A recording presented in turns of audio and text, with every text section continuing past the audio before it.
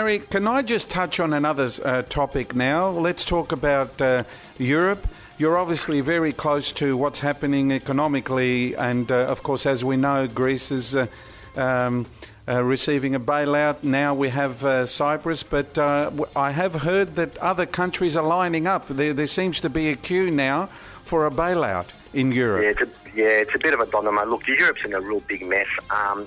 Started off back, obviously, in the global financial crisis, and, it was a big shock and all back in 2008, and we're seeing now the aftermath of that effect. We're seeing Greece have a problem. It's gone to Cyprus. We've got Slovenia. We've got Portugal. We've got Spain. We've got Italy. Look, it's a huge mess, and obviously it's very easy to understand. It's like having a mortgage, talking about the youth.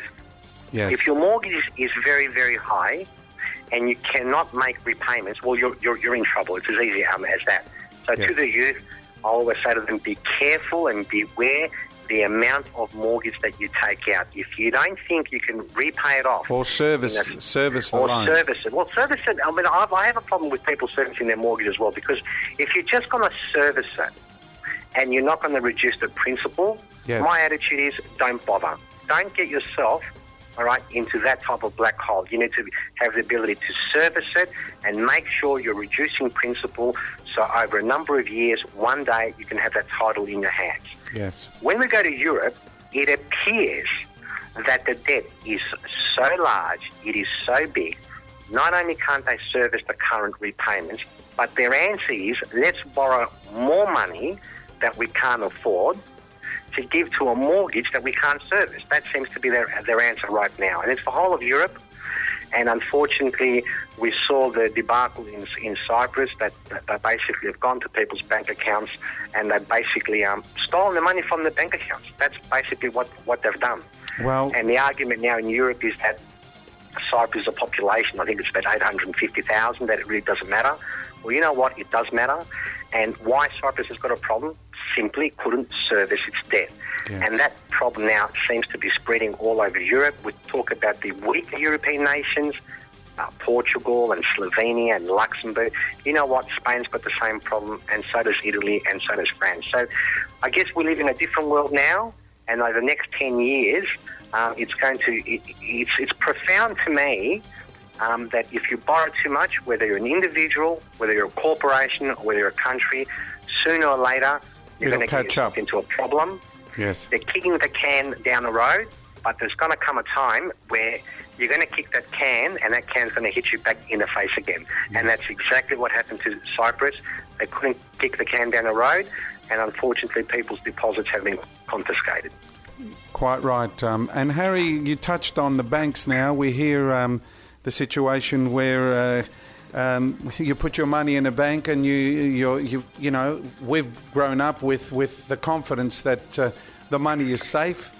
And if something happens to the bank, it's guaranteed by the government, or so on. There are guarantees, and you'll get your money. You don't lose your money. But we hear Canada now has made some very, very major historical changes, Ross. Yeah, and unfortunately, the worst thing about Canada is that we have an identical banking system like Canada as Certainly well. Page do. 144 and 145. They're proposing legislation that if a bank was to fail, they want to pass it through legislation that they want to start grabbing people's deposits. So, you know, that's not going down too well either. In Australia a couple of years ago, our term deposits, or our money in the bank, was guaranteed up to $1 million. And that was a great thing. It gave us a lot of confidence in terms of our banking system. But unfortunately, last year, they reduced it from $1 million down to 250,000. And this is the government saying this. This is not our banking system. Yes. So if someone said to me, is Commonwealth Bank or ANZ Bank or Westpac or National, that's just the name of the big four, are they government guaranteed? The answer is no, categorically no. They're only guaranteed by the Australian government up to $250,000. Okay, so then after that, well, good luck. Well, look, you know, you'd want to think that you and I, Ross, we probably live in the greatest country in the world. I actually feel that. I think we live There is in no a country. doubt. No doubt, Harry. Absolutely. I've travelled overseas, and you know what? I still come back home, and I think we are the greatest country in the world. You don't want to think negative that Australia, is like Europe. But suffice to say that, we live in a globalised world. We get affected what happens in Europe. We get affected what happens in America, and more so, we get affected what happens in China.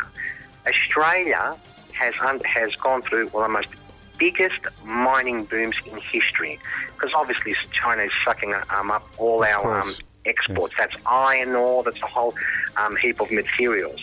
If China does slow down, Australia will face some really, really massive issues, because the main source of our tax revenue is through mining. Yes. So you're quite right, definitely.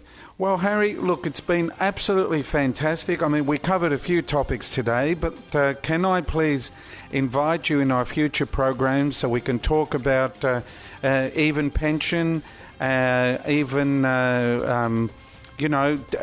different aspects of financial planning and so on. We'll have you as a regular. Absolutely, Ross. And I think what enthuses me, I'm really enthusiastic about talking to youth, the younger generation. I mean, at one stage, you and I were in our 20s as well. It wasn't that long ago, Harry, was it? In my case, it was many years ago. I'm not too sure about your case. Well, what do you mean? Are you serious? I can't even remember. Anyway, that's another story. but it would be good. I mean, I'm in the middle of writing a book now about the younger generation as well. I'm hoping to have it published in the next couple of months. But fantastic. I'm really passionate about young kids. And when I say young kids, I'm talking about kids, between the age of 20 and 35. Yes. They need to get their act together, because, this country offers them phenomenal opportunity, but unfortunately they're actually spending more than what they earn.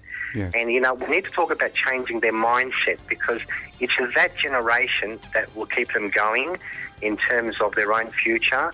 And all I'm seeing now with the younger generation is just massive amount of debt, phenomenal credit card debt, and unfortunately by the time they get to your age and my age, Ross, they have nothing. So we need to tell these people what they need to do so they can get ahead. Well, I tell you what, that's exactly what our charter is here at 3XY, to provide valuable information to our community, to our Greek Australian community of all ages. So, Harry, I look forward to perhaps the next time we speak, we talk about these issues with the youth and what measures they can put in place to ensure that when they do down the track, get to our age or even, even younger than us, that they are reaping the benefits of hard work and making the right decisions for down the track, because this is the problem, because they're working hard, they're perhaps not managing their financial issues, and perhaps we can help them into doing that, and down the track they'll benefit from it. Absolutely, Ross. Έγινε. Well, Harry, ευχαριστώ πάρα πολύ for your time. And I certainly look forward to speaking to you again here on the Hellenic News, okay? Thank you, Ross. Thank you for your time. Bye. Yes. Well, that was Harry Petropoulos, 3XY's financial advisor, and how great it is to have Harry on the show as a regular, and we'll cover a lot of aspects of financial planning, not only for, of course, our youth, but also for our elderly as well, in regards to their pension and their payments and how they can restructure their financial affairs for their benefit. So that was it. Thank you very much from Harry Petropoulos. We'll take a break and we'll be back with our next guest.